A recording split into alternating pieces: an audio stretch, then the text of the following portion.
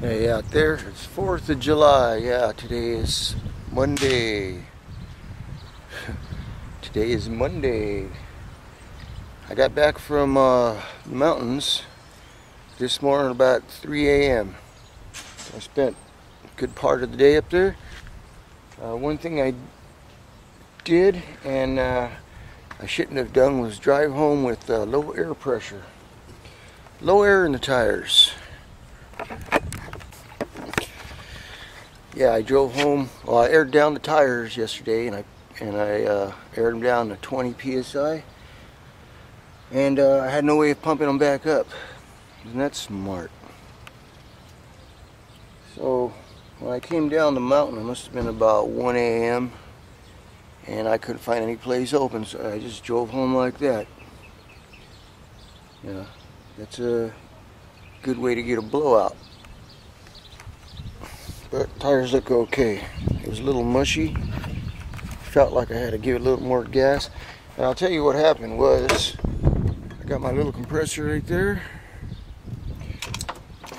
and I had my hose, but I forgot to bring this thing right here.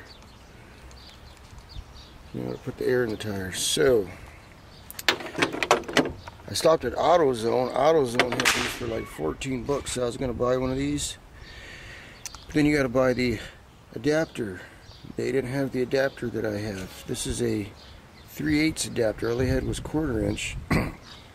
Like this one. See this one? This is a 1/4 inch. This is the one I got on my house computer. Compressor. That, and see the difference in the end here? This end and that end, they're shaped different.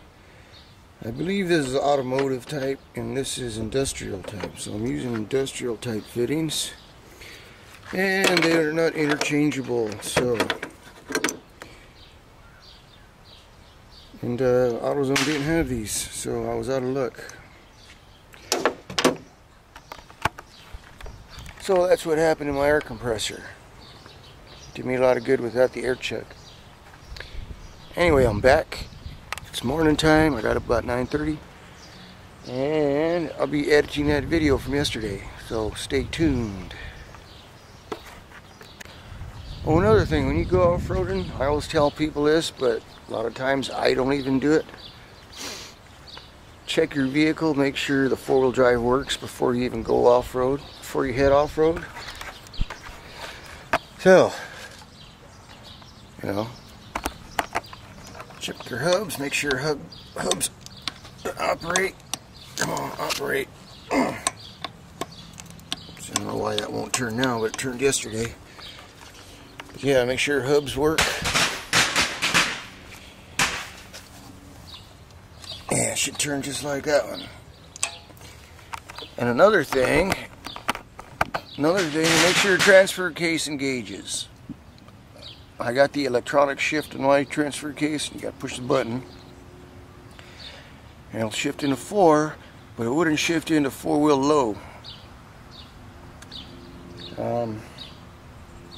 I wasn't on any extreme off-roading. It was just barely rutted out dirt roads, but there's a couple steep spots where I could have used that 4-wheel low. But everything worked fine. After a while, I just kept messing with it. It finally engaged. So that's something I got to look into. Or just remember to check that stuff before you go off-road. And I've done it 2, maybe 3 times where I've gone off-road. I know a problem. Find out one of my hubs won't work, or the transfer case won't engage. So best to find that out beforehand. Yeah. That's all on that. Stay tuned.